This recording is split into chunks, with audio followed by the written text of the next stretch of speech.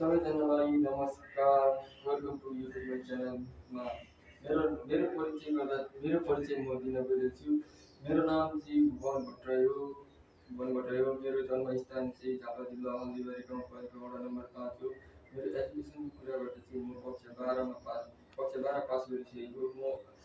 म चाहिँ तपाईँहरूलाई एउटा गाउँमा कस्तो कस्तोहरू घटना के काम गरिन्छ भनेर भिडियोहरू बनाएर तपाईँहरूको माझ लिएर आउँदैछु। केही समयपछि तपाईँहरूले युट्युबमा गएर मिस्टर भुवन भट्टराईमा गएर सब्सक्राइब गर्नुहोस्।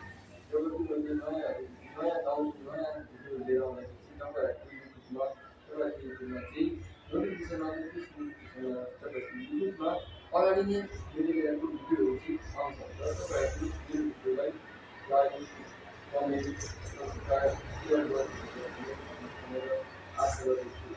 देश विदेशमा नेपालबाट सबैजनालाई मेरो युट्युब च्यानलमा लाइक सब्सक्राइब गरिदिनुहुन्छ भन्ने आशा गरी गाउँमा के कस्ताहरू घटनाहरू कति घट्छन्, गाउँमा बस्ने एउटा मानिसको जीवनस्तर चाहिँ कस्तो हुन्छ भनेर चाहिँ मैले तपाईँहरू माझमा प्रस्तुति गर्न आँटेको छु। र केही समयमा त्यस्तो भिडियोहरू आइरहेको छ। गाउँमा अब किसानहरूले खेती कसरी गर्छन्, खेती गर्दा के कुरामा ध्यान दिनुपर्छ भन्ने कुरामा चाहिँ भिडियोहरू लिएर आउँदैछु।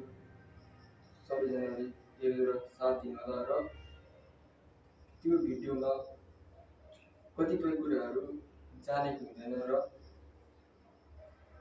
बोल्दा बोल्दै केही नकारात्मक शब्दहरू बोलिन्छ, त्यसको लागि क्षमा गरिदिनुहोला।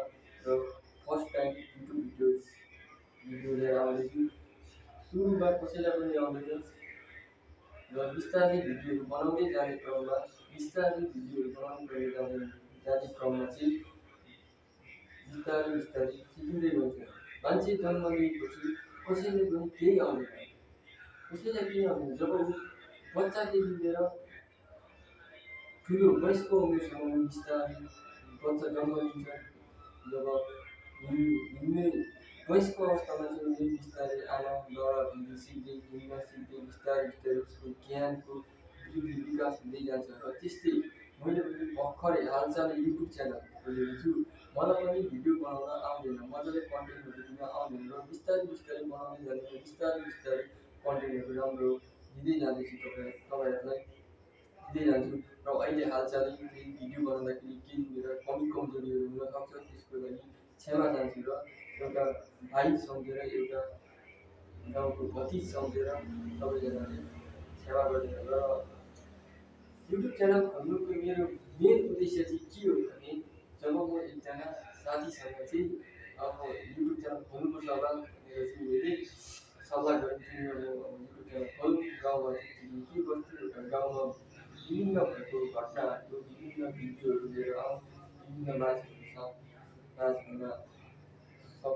माझहरूमा चाहिँ पुऱ्याउँ भन्ने एउटा उद्देश्यले सल्लाह गरेँ। तर त्यो साथीले के भन्यो भने, होइन युट्युब च्यानल चल्दैन, युट्युब च्यानल चलाउन सकिँदैन, हामी राम्रोसँग भिडियो दिन सक्दैनौँ भने मैले सकिन्छ, बिस्तारै गर्दै जाने जे कुरा पनि सकिन्छ भनेर चाहिँ भने। तर त्यो साथीले चाहिँ के भन्यो भने मलाई, तैँले युट्युब च्यानलमा 1 महिनामा 1000 सब्सक्राइब पुरा भनेर च्यालेन्ज दियो। र 1 महिनामा 1000 सब्सक्राइब पुऱ्याइसकेपछि चाहिँ 5000 रुपियाँ 5000को च्यालेन्ज राख्नु र हामीले 5000 च्यालेन्ज मैले 1 महिनामा 1000 सब्सक्राइब गऱ्यो भने 5000 रुपियाँ त्यो साथीबाट च्यालेन्ज दिन्छु। र त्यो च्यालेन्ज जिते बापत मैले सम्पूर्ण जति पनि लाइक कमेन्ट गरिरहनु भएको छ यो भिडियो हेर्नेलाई सम्पूर्णलाई गोला प्रथाबाट 1000 को रिचार्ज, 500 को रिचार्ज, 200 को रिचार्ज, 100 को रिचार्ज र 50 को रिचार्ज चाहिँ वितरण गर्नेछु।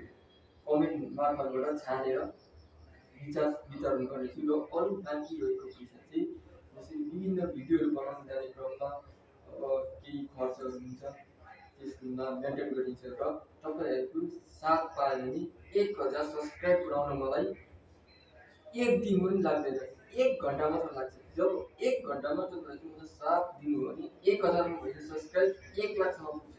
1 घन्टामा 1 लाख सब्सक्राइब पुग्छ।